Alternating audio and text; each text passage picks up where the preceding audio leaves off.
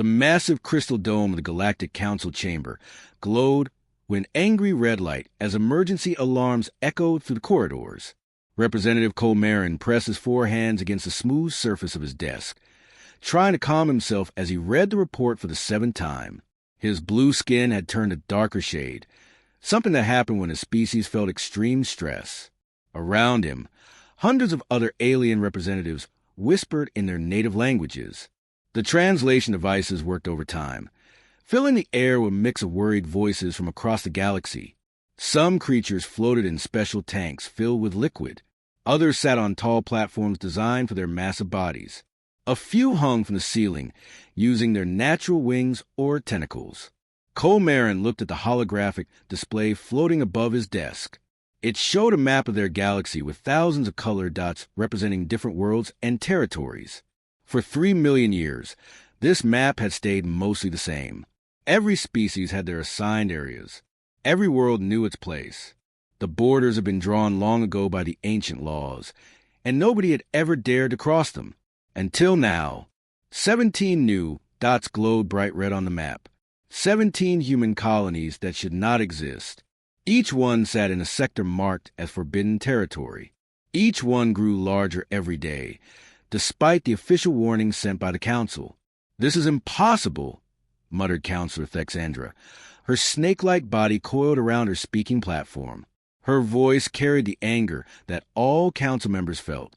No species has ever ignored our territorial laws, not once in recorded history. Colmarin nodded, remembering when humanity first joined their great alliance 50 years ago. The humans had seemed so small and weak compared to the other 846 species in the Council. Their planet Earth was tiny. Their technology was basic. Their population was limited to just one world. The Council had welcomed them with the standard ceremony. They explained the rules that kept peace across the galaxy. Every species got a certain amount of space to live and grow. Nobody could expand beyond their given borders. The system had worked perfectly for millions of years. Humans had listened politely. They signed the agreements. They seemed to understand their place in the great order of things. But then they started building ships. Lots of ships. "Look at these numbers," said Colmarin to his aide, a small purple creature with big eyes. "Humans have built more spacecraft in 50 years than most species build in 500 years. Where are they getting all these resources?" The aide checked the data files. "They seem to be very good at using everything they find. They waste nothing. They also work together in ways we do not see in other species." Colmarin studied the human colony reports more carefully. Each settlement was perfectly organized. They had farms, factories, and defense systems. The humans living there seemed happy and productive. They were not just surviving in these forbidden sectors. They were thriving, and they are expanding again, the aide added quietly. "Our scouts report 3 more human ships heading toward the Outer Rim territories." This made Colmarin's headache worse. The Outer Rim was the most restricted area in the entire galaxy. No species had been allowed there for over 1 million years. The ancient laws were very clear about this. The great doors of the Council chamber opened with a deep booming sound. High Chancellor Vexthal entered, floating on a cloud of glowing gas that surrounded his energy-based body. When the High Chancellor appeared, it meant the situation was very serious indeed. "Council members," Vexthal's voice filled every corner of the massive room, "we face an unprecedented crisis. For the first time in our history, a member species has directly violated our territorial agreements. Not once, but 17 times. The chamber fell completely silent. Even the background hum of the life support systems seemed to quiet down. "We have sent warnings to the human government," the High Chancellor continued. "We have explained the importance of our territorial laws. We have offered to help them relocate their colonies to approved areas. They have ignored every message." Colmarin felt a chill run through his body. This was worse than he had thought. The humans were not just making mistakes or misunderstanding the rules. They were deliberately ignoring the Council. "Therefore," Vexthal announced, "we have no choice but to issue an ultimatum. The humans must withdraw from all unauthorized territories within 10 solar cycles. If they refuse, we will be forced to take corrective action." The phrase corrective action made every representative in the chamber nervous. It was a term that had never been used before in council history. Nobody was quite sure what it meant, but everyone understood it would not be pleasant. As the meeting continued, Colmarin found himself staring at the holographic map again. The 17 red dots seemed to pulse with their own light, like warning signals in the darkness. He wondered what made humans so different from every other species in the galaxy. What made them think they could ignore laws that had kept peace for millions of years? Soon, they would all find out. The message to Earth was prepared with the full authority of nearly 1,000 civilizations behind it. The Council's ultimatum would reach human space within days. Then humanity would have to choose between compliance and consequences that nobody in the galaxy wanted to imagine. Ambassador Lee Soo-jin walked slowly through the long corridor leading to the council chamber. Her footsteps echoed against the crystal walls as she carried a small data pad in her hands. The message from Earth was simple, but she knew it would change everything. Behind her, 2 security guards from her own species followed quietly. They looked nervous. Everyone knew this meeting was different from all the others. The entire galaxy was watching. As the massive doors opened, Soo-jin saw the biggest gathering of alien species she had ever witnessed. Every seat in the chamber was filled. Creatures of all shapes and sizes stared at her as she entered. Some had dozens of eyes. Others had no eyes at all. A few were so large they needed special platforms. Many were so small she could barely see them. The air felt thick with tension. Translation devices hummed louder than usual as hundreds of different languages filled the space. Everyone was talking about the same thing. What would the humans say? Soo-jin walked to the center of the chamber, where a small platform waited for her. The platform looked tiny compared to the massive structures built for the larger alien species. This was done on purpose to remind humans of their place in the galactic order. High Chancellor Vexthal floated above everyone else, his energy body glowing brighter than normal. Ambassador Lee Soo-jin of Earth, his voice boomed through the chamber. You have received our ultimatum. The Galactic Council demands that humanity withdraw from all unauthorized territories within 10 solar cycles. What is your government's response? The chamber fell completely silent. Not even the background hum of the life support systems could be heard. Thousands of alien beings waited for her answer. Soo-jin looked up at the High Chancellor, then slowly turned to face the assembled representatives. Her voice was calm and clear as she spoke into the translation matrix. No. The single word hit the chamber like a physical force. For several seconds, nobody moved. Nobody spoke. The translation devices seemed to pause as if they could not believe what they had just processed. Counselor Thexandra was the first to react. Her snake-like body uncoiled as she leaned forward on her platform. Ambassador, there must be some mistake in the translation. Surely you did not just refuse a direct order from the Galactic Council. Soo-jin turned to face the counselor directly. There is no mistake. I said no. Humanity refuses your ultimatum. The chamber exploded into chaos. Hundreds of voices shouted in dozens of languages. Some representatives stood up from their seats. Others made loud noises that their species used to show anger or confusion. A few of the floating species began spinning rapidly, which was their way of showing extreme distress. Representative Colmarin pressed all 4 of his hands against his desk, staring at the small human woman in disbelief. In 3 million years of council history, no species had ever simply refused a direct order. It was impossible to imagine. High Chancellor Vexthal raised his energy form higher above the crowd. Silence! His voice crashed through the chamber like thunder. Slowly, the noise died down until only whispers remained. Ambassador, the High Chancellor said, his voice now deadly quiet. Perhaps you do not understand the gravity of the situation. The Galactic Council represents 846 civilizations. Our combined military forces could destroy your entire solar system in a matter of hours.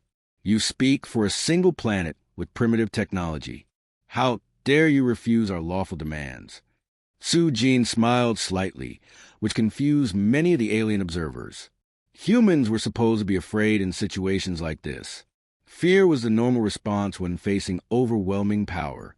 High Chancellor, she replied. "Humanity has carefully reviewed your territorial restrictions. We have studied your ancient laws and examined your reasons for creating them. Our conclusion is simple. Your rules are arbitrary and unfair." More shocked whispers filled the chamber. No one had ever called council laws unfair before. Su-Jin continued, her voice growing stronger. "Our colonies in the restricted sectors are thriving. Our people are happy and productive. We are not harming anyone. We are not attacking other species or stealing their resources. We are simply building homes for our growing population." She paused and looked around the chamber, making eye contact with as many representatives as possible. "You tell us we must limit ourselves to one small area of space while vast regions remain empty. You offer no good reason for this, except that it has always been this way. That is not good enough for humanity." Counselor Rixthala, a being that looked like a giant flower, spoke up from her platform. "The restrictions exist to maintain order and peace. Without them, species would fight over territory. There would be wars across the galaxy." "Perhaps," Su-Jin said, nodding politely. "But humanity did not agree to live in a cage, no matter how pretty the bars might be." She pulled out her datapad and held it up for everyone to see. "Therefore, by the authority granted to me by the government of Earth and all human colonies, I hereby announce that humanity is withdrawing from the Galactic Council, effective immediately." The chamber erupted again, this time even louder than before. Some representatives were shouting. Others were making distress calls to their home governments. A few seemed to be having what looked like panic attacks. "We will handle our own affairs from this point forward," Su-Jin said, her voice cutting through the noise. "Good day to you all." She turned and walked toward the exit, leaving behind centuries of galactic tradition in ruins. Director Kim To-won sat alone in the deepest part of the Council's central archive, 3 miles beneath the surface of the capital world. The room around him was completely dark, except for the blue glow coming from the ancient data storage system. His hands shook as he entered the highest level security codes that only 5 beings in the entire galaxy were allowed to use. The files he was looking for had not been opened in over 2 million years. They were marked with symbols that meant final authority and species termination protocols. Most council members did not even know these files existed. Kim had been the director of historical records for 30 years. In all that time, he had never needed to access the deepest archives. But humanity's refusal to follow council orders had changed everything. The emergency session 3 days ago had given him no choice. The first file opened with a sound like breaking glass. Images appeared in the air above his desk. Pictures of worlds that no longer existed, entire solar systems that had been wiped clean of all life, species that had been completely destroyed, leaving behind only empty planets and scattered debris. Kim read the first report with growing horror. The Zelfani Empire had been a proud and strong civilization over 4 million years ago. They had advanced technology and controlled dozens of star systems. Then they made one mistake. They tried to expand beyond their assigned territory. The report was short and simple. Zelfani species exhibited excessive expansion tendencies. Architect intervention authorized. Total elimination completed. Territory reassigned to compliant species. Kim opened another file. The Vordak Collective had suffered the same fate 3.2 million years ago. So had the Nexari Federation and the Keftal Union. The list went on and on. Dozens of civilizations that had dared to grow beyond their allowed borders. All of them had been completely destroyed. His aide, Park Min-ho, entered the archive chamber carrying a cup of the hot drink that Kim's species needed to stay alert. Min-ho was young and had never seen the classified files before. "Director," Min-ho said quietly, "the Council is asking for your report. They want to know if there are any precedents for humanity's behavior." Kim looked up from the glowing files with tired eyes. "There are precedents," he said slowly, "but none of those species exist anymore." Min-ho set down the cup and moved closer to read the files. His face grew pale as he saw the images of dead worlds and destroyed civilizations. "Who did this?" Min-ho whispered. Kim opened the largest file, in the archive. The symbol at the top was one that appeared in the oldest records of every species in the Council. It showed a geometric pattern that hurt to look at directly, something that suggested vast intelligence and terrible power. The architects, Kim said, they created our civilization. They made the rules we follow, and they destroy any species that breaks those rules. The file contained communication records that were older than most stars. Every species in the council had received the same message when they first developed space travel. The architects would contact them, explain the territorial restrictions, and invite them to join the galactic community. The message was always polite, but very clear. Follow the rules and live in peace. Break the rules and face complete extinction. But Director Minho said, studying the communication logs, I do not see any record of the architects contacting humanity.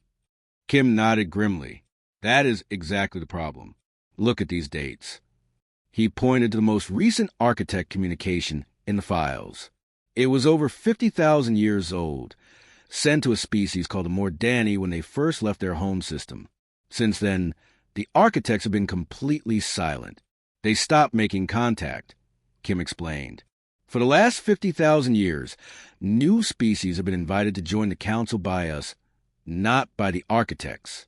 We assumed they were still watching, still in control, but we have had no direct contact. Minho began to understand the terrible situation they faced. So, humanity never received the original warning.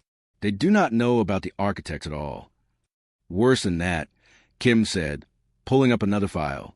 Look at this. The new file showed monitoring stations scattered throughout the galaxy.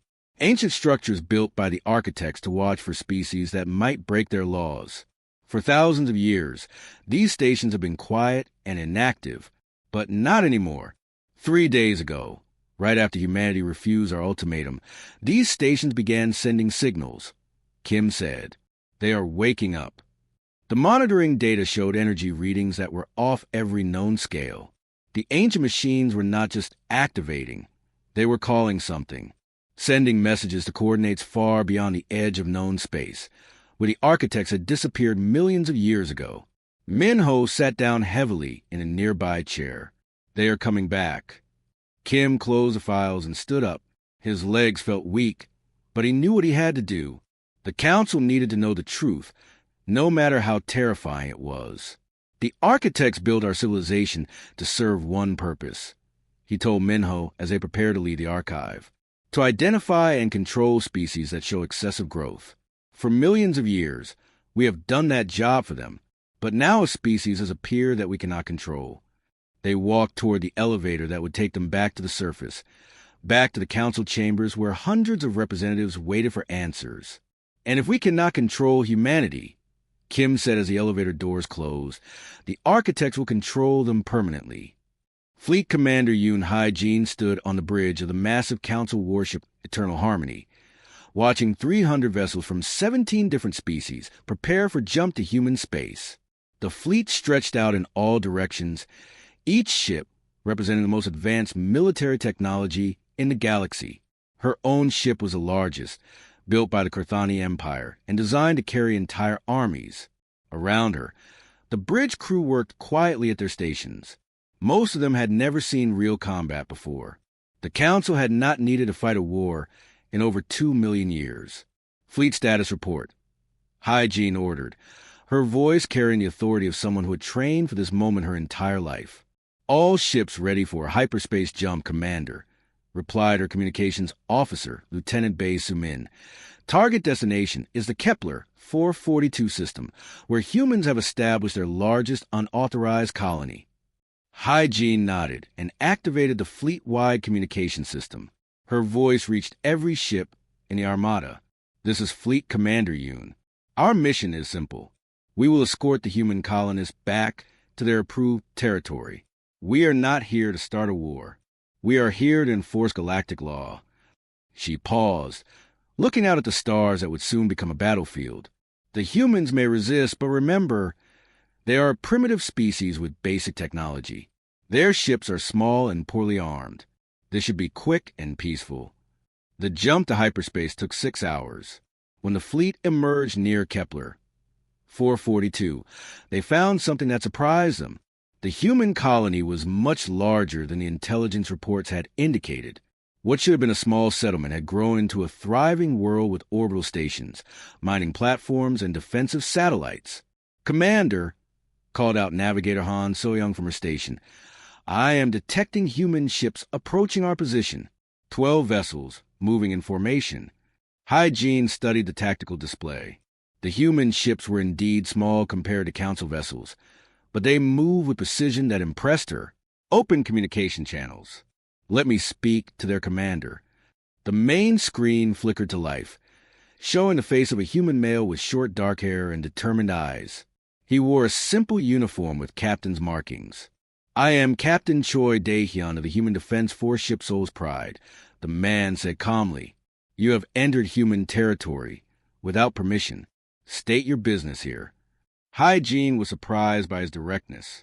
Most species showed proper respect when facing the Council's military might. "Captain, I am Fleet Commander Yoon of the Galactic Council Enforcement Division. We are here to escort your people back to approved human territory. Please prepare your colonists for relocation." Choi smiled, which confused the alien bridge crew. Smiling was not the usual response when facing overwhelming force. "Commander, we appreciate your concern, but we decline your offer. This is our home now. We will not be leaving." "Captain," Hygiene said, "try to remain patient. You are facing 300 of the most advanced warships in the galaxy. Your 12 ships cannot possibly dash." "Actually," Choi interrupted, "we have more than 12 ships." The tactical display suddenly lit up with new contacts. Human vessels appeared from behind asteroids, from within the planet's atmosphere, and from positions that the Council sensors had not detected. Within minutes, over 60 human ships had surrounded the much larger Council fleet. "How did they hide so many ships?" whispered Lieutenant Bay, staring at the display in shock.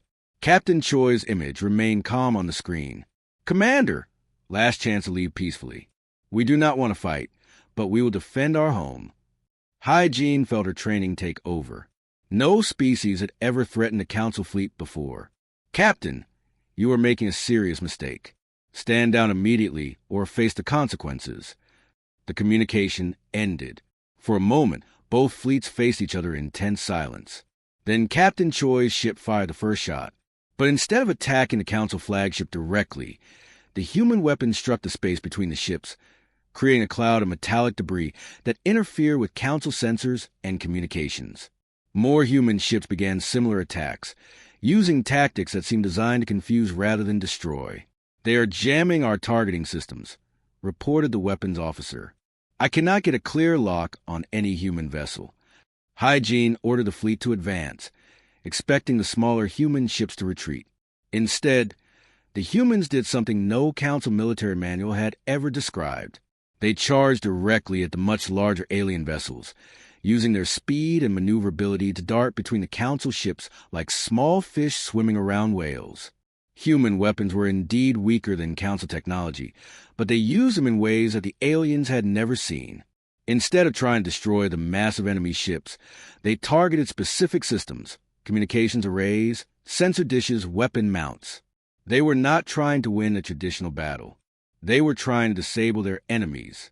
"Commander," Navigator Han called out in alarm. 3 human ships just passed directly under our hull. Our bottom sensor array is gone." More reports came in from across the fleet. Human ships were using the Council vessel's own size against them, hiding in blind spots and striking at vulnerable points that the aliens had never thought to protect. Captain Choi's voice crackled over the emergency communication channel.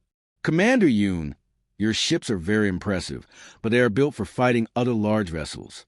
Our ships are built for fighting enemies that are bigger and stronger than we are." As the battle continued, Hygiene realized with growing horror that the humans were winning. Their primitive technology was defeating the most advanced fleet in galactic history, not through superior firepower, but through superior tactics. These humans fought like they had been preparing for this moment their entire lives. Dr. Lim Jiwoo was working late in her laboratory on Earth when every piece of equipment in the room suddenly began beeping at the same time. The Xenobiology Research Center had been quiet for hours, but now alarms were going off everywhere. She rushed to her main computer and stared at the readings in disbelief. Energy signatures were appearing all across the galaxy, massive power sources that were beyond anything in the known universe. They were not coming from any planet or star. They were coming from empty space itself. "This is impossible," she whispered, checking the data again. The energy readings were so high that her instruments could barely measure them. Whatever was out there was more powerful than entire solar systems. Her communication device buzzed with an emergency message from the Global Defense Command. "Dr. Lim, report to headquarters immediately. We have a situation." 20 minutes later, Jiwoo stood in a room full of military officers and scientists, all staring at a massive holographic display that showed the entire galaxy. Hundreds of bright points were appearing in the darkness between stars, each one pulsing with unimaginable energy. "They started appearing 3 hours ago," explained General Park Sung-ho, the head of Earth's Defense Forces. "Our deep space sensors detected them first, but now we are getting reports from human colonies throughout the galaxy. Something big is happening." Dr. Lim studied the pattern of energy sources. They seemed to be moving toward the center of the galaxy, all following the same path. "General, these readings are unlike anything we have ever seen. The power levels are beyond our current understanding of physics." "Are they hostile?" asked Colonel Kim Min-jae, the commander of Earth's newest battleship. Before anyone could answer, every screen in the room flickered. The displays went dark for a moment, then filled with an image that made everyone in the room step backward. A face appeared, if it could be called a face. It was made of pure energy, constantly shifting and changing, with features that hurt to look at directly. When it spoke, the voice seemed to come from inside their minds rather than through the speakers. "Greetings, young species. We are the architects." The room fell completely silent. Even the background hum of the computers seemed to stop. "We have watched your recent actions with great interest," the voice continued. "Your refusal to accept limitations imposed by others. Your willingness to fight against overwhelming odds. Your natural drive to expand and grow without artificial boundaries." General Park found his voice first. "Who are you? What do you want?" The energy being seemed to smile, though it was hard to tell with features that constantly shifted. "We are the builders of galactic civilization. We created the rules that have governed this galaxy for millions of years. We established a galactic council to maintain order and identify species worthy of evolution." Dr. Lim felt her heart racing. "The territorial restrictions, you created them?" "Indeed. They were never meant to maintain peace, as the council believes. They were a test. We have waited for eons to find a species brave enough to break free from artificial limitations." The holographic display changed, showing images of ancient civilizations that had been destroyed throughout galactic history. Worlds turned to ash, entire species wiped from existence. Those who expanded beyond their boundaries but showed fear when confronted were eliminated, the architect explained. Those who submitted to authority when challenged were allowed to survive but remained limited forever. Colonel Kim stepped forward. "And those who refused to submit?" "Until now, there were none. Your species is the first to demonstrate true evolutionary potential. You refused the Council's demands. You fought back when threatened. You showed no fear in the face of superior force." The images on the display changed again, showing the recent battle between human forces and the Council fleet. The architect's voice carried what sounded like approval. "Your military tactics impressed us greatly. You adapted quickly to face enemies much larger and more powerful than yourselves. You turned your disadvantages into advantages. This is the behavior of a species ready for the next stage of development." Dr. Lim asked the question that everyone was thinking. "What happens now?" "Now, you inherit our role," the architect replied. "The age of artificial limitations is ending. The galaxy has grown stagnant under our restrictions. It needs new leadership. Leadership that understands growth and expansion rather than limitation and control." General Park looked confused. "You want us to rule the galaxy?" "Not rule. Guide. Help other species break free from the boundaries that have held them back for millions of years. Some will resist. Some will fight. But evolution requires challenge, not comfort." The energy beam began to fade, becoming less solid and more transparent. We return now to deep space to watch other galaxies and search for new species worthy of growth. This galaxy belongs to humanity now. Wait, Dr. Lim called out. We do not know how to guide an entire galaxy. We barely understand our own species. The architect's laugh echoed through their minds. Neither did we when we began. You will learn as we learned. The important thing is that you have the courage to try. The image disappeared completely, leaving the humans alone in the room. Outside, reports were coming in from across the galaxy. The massive energy sources were moving away from known space, heading for the vast emptiness between galaxies. Colonel Kim was the first to speak. So what do we do now? General Park looked at the holographic display, which now showed dozens of messages from former council species requesting meetings with Earth's government. The panic that had once gripped the Galactic Council was being replaced by something else. Hope for a future without artificial boundaries. Now, he said slowly, we figure out how to help an entire galaxy learn to grow.